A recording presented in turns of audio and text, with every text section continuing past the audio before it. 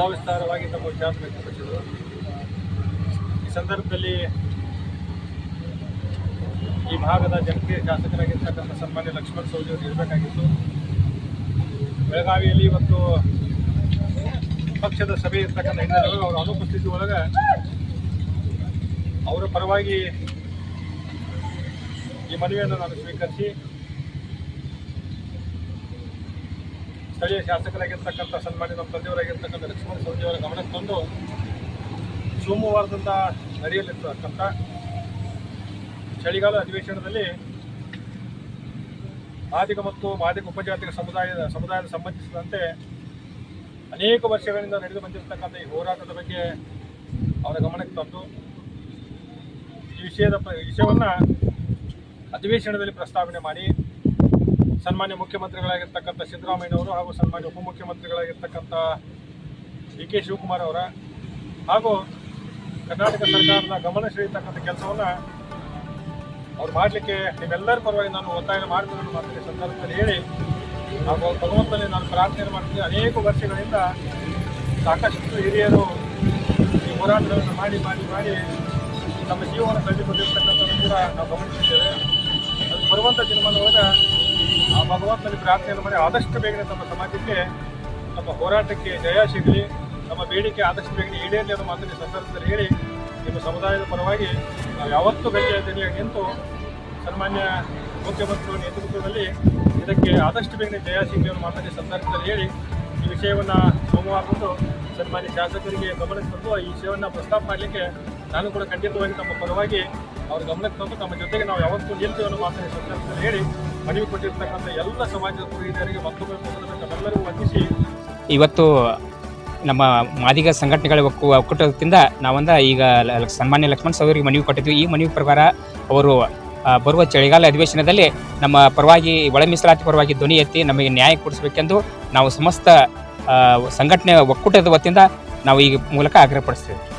ಮಾದಿಗ ಸಂಬಂಧಿಸಿದ ಉಪಜಾತಿಗಳ ನೇತೃತ್ವದಲ್ಲಿ ಒಕ್ಕೂಟ ವತಿಯಿಂದ ಇವತ್ತು ಕರ್ನಾಟಕದ 224 ಶಾಸಕರ ಮನೆ ಮುಂದೆ ತಮಟೆ ಚಳವಳಿ ಮತ್ತು ಇವತ್ತು ನಾವು ಲಕ್ಷ್ಮಣನ ಸವದಿಯವರಿಗೆ ಅವರ ಚಿರಂಜೀವಿ ಚಿದಾನಂದ ಸವದಿಯವರಿಗೆ ಮನವಿ ಕೊಟ್ಟಿದ್ದೀವಿ. ಉದ್ದೇಶ ಕರ್ನಾಟಕ ರಾಜ್ಯದಲ್ಲಿ ಒಳ ಮೀಸಲಾತಿ ಜಾರಿಯಾಗಬೇಕು, ಸುಪ್ರೀಂ ಕೋರ್ಟ್ ಕೊಟ್ಟಂತ ತೀರ್ಪನ್ನು ಪಾಲಿಸಿ ಸಾಮಾಜಿಕ ನ್ಯಾಯ ಕೊಡ್ತಕ್ಕಂಥ ವ್ಯವಸ್ಥೆ ಮಾಡಬೇಕಂತೇಳಿ ಇವಾಗ ನಾವು ಲಕ್ಷ್ಮಣ ಸವದಿಯವರಿಗೆ ಮನವಿ ಕೊಟ್ಟಿದ್ದೀವಿ. ಇದರ ಮೂಲಕ ನಮಗೆ ಅವರು ಚಿರಂಜೀವಿ ಭರವಸೆ ಕೊಟ್ಟಿದ್ದರು, ನಾನು ನಾಳೆ ನಡೀತಕ್ಕಂಥ ಸದನದಲ್ಲಿ ಚರ್ಚೆ ಮಾಡ್ತೀನಿ ಅಂತ ಹೇಳಿದರು. ಇದ್ರ ಜೊತೆಗೆ ಇವತ್ತು 224 ಶಾಸಕರ ಜೊತೆಗೇನು ನಾಳೆ ನಡೀತಕ್ಕಂಥ 16/12/2024 ಬೆಳಗಾವದಲ್ಲಿ ಮಾದಿಗರ ಹಕ್ಕು ಒತ್ತಾಯಕ್ಕಾಗಿ ಒಳ ಮೀಸಲಾತಿ ಜಾರಿಗೆ ಒತ್ತಾಯಿಸಿ ಬೆಳಗಾವಿ ಚಲೋ ಕಾರ್ಯಕ್ರಮ ನಾವು ಮಾಡ್ತಾ ಇದ್ದೀವಿ. ಅದರಲ್ಲಿ ಮಾದಿಗ ಸಂಬಂಧಿಸಿದಂಥ ಎಲ್ಲ ನಾಯಕರು ಭಾಗವಹಿಸ್ತಾರೋ, ವಿರೋಧ ಪಕ್ಷದವರು ವಹಿಸ್ತಾರೋ, ಹಾಲಿ ಇರ್ತಕ್ಕಂಥ ಮಂತ್ರಿಗಳು ಭಾಗವಹಿಸಿ ಆ ಕಾರ್ಯಕ್ರಮ ಯಶಸ್ವಿ ಮಾಡಲಿಕ್ಕೆ ಸಹಕಾರ ಮಾಡ್ತಾರೋ. ಅದಕ್ಕೆ ಮಾದಿಗರ ನಡೆ ಬೆಳಗಾವಿ ಕಡೆ ಅಂತಕ್ಕಂಥ ಕಾರ್ಯಕ್ರಮ ಈಗಾಗಲೇ ನಾವು 16ನೇ ತಾರೀಕು ಅನುಮತಿ ಕೊಟ್ಟಿದ್ದಾರೋ. ಆ ಕಾರ್ಯಕ್ರಮಕ್ಕೆ ಈ ಮಾದಿಗರು ಜಾಗೃತಿಗೊಳಿಸಲಿಕ್ಕೆ ಹೋರಾಟನ ಯಶಸ್ವಿಗೊಳಿಸಲಿಕ್ಕೆ ಅಥಣಿ ತಾಲೂಕಿನ ಕಡಿಮೆ ಅಂದ್ರೂ 2,500 ಜನ ಹೋಗ್ಲಿಕ್ಕೆ ನಾವು ಇಲ್ಲಿಂದ ರೆಡಿ ಆಗಿದ್ದೀವಿ ಅಂತೇಳಿ ಈ ಪತ್ರಿಕಾಗೋಷ್ಠಿ ಮೂಲಕ ತಮ್ಮಲ್ಲಿ ಹೇಳಕ್ಕೆ ಇಷ್ಟಪಡ್ತೀನಿ.